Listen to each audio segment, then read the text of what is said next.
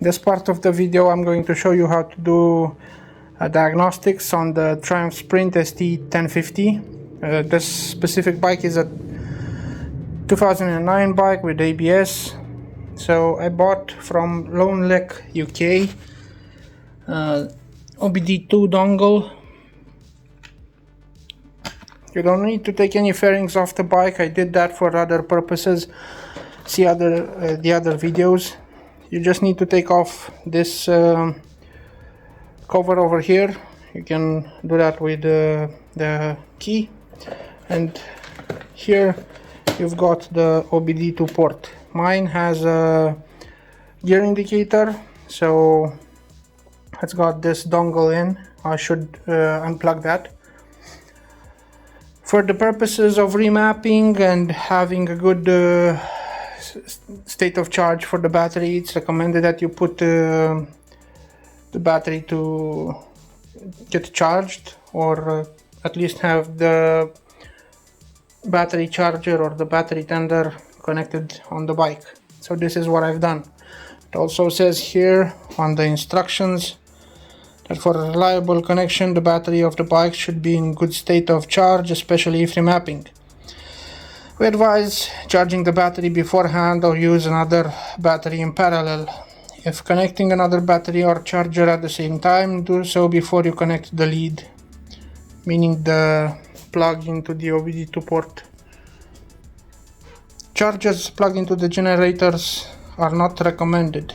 So we're not plugging into any generator, it's just onto the battery. Okay, so I managed somehow to start the screen recorder. Let me now connect once more the... Okay, allow TuneEcu to access. Of course we allow it. Then we go to ECU,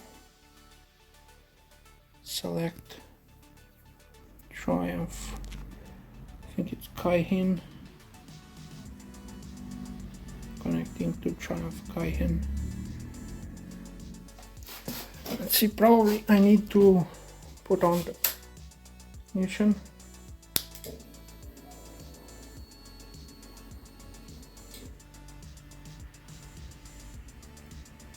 Have the ignition on. Do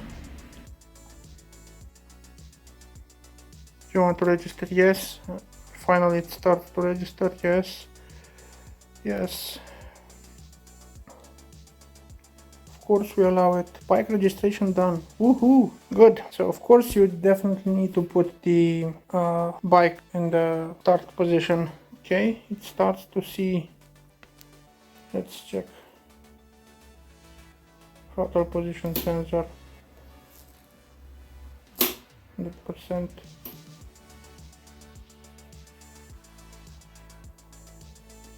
Quite responsive. I like it. Okay.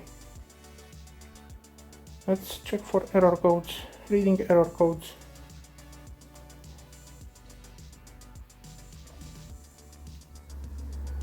Fuel level sensor map. Of course, I do have these error codes because I changed the spark plugs, I changed the air filter, I removed a lot of stuff, and probably what I should have done first of all is disconnect the battery. Let's erase the error codes. Error codes erased.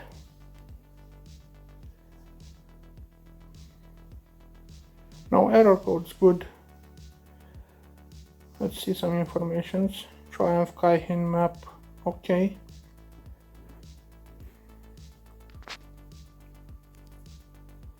Fuel up to E25 minimum, okay. Testing adjustments. Radiator fan.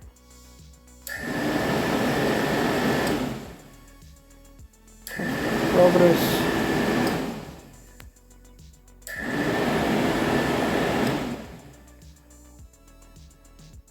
Exit test, test and adjustments, fuel pump,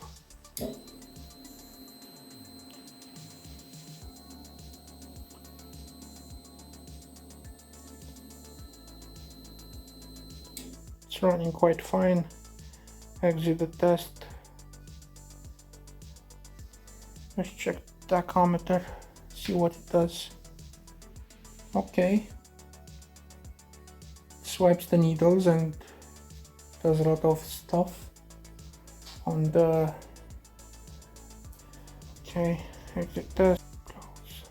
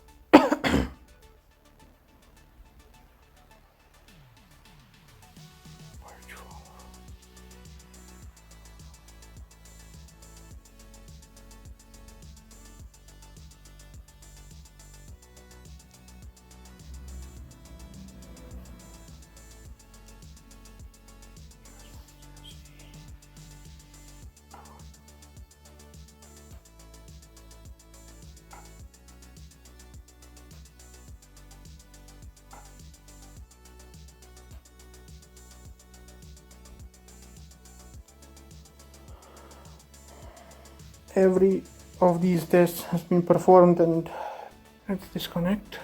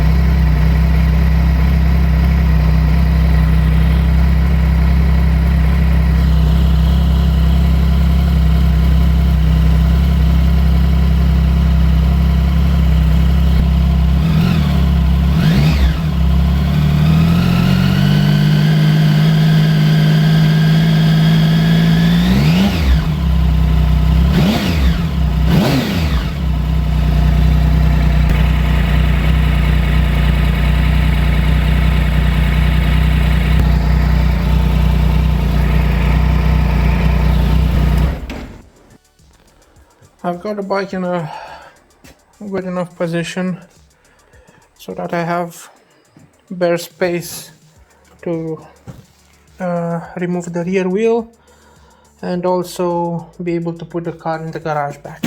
So we need to unscrew this nut, but in order to unscrew the nut we have to take off this safety.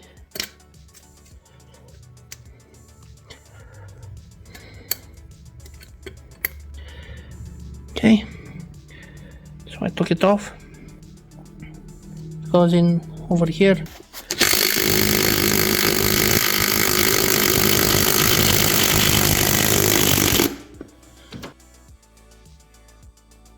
Check the nut, see if it has any damages on the thread. Doesn't seem to have any. Now let's see.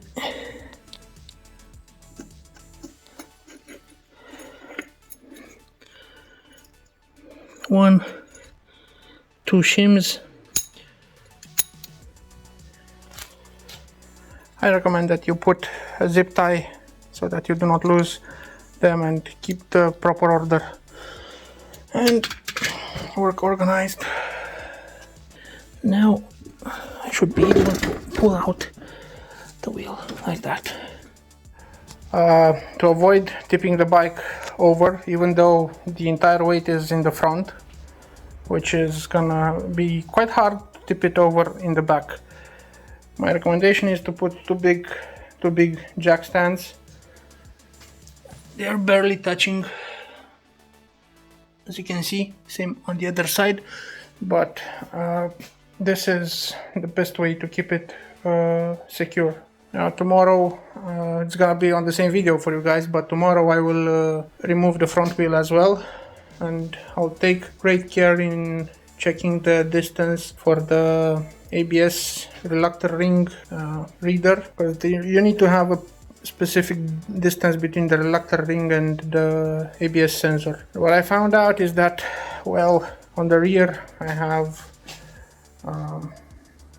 oh, it's a bad worn out brake pads.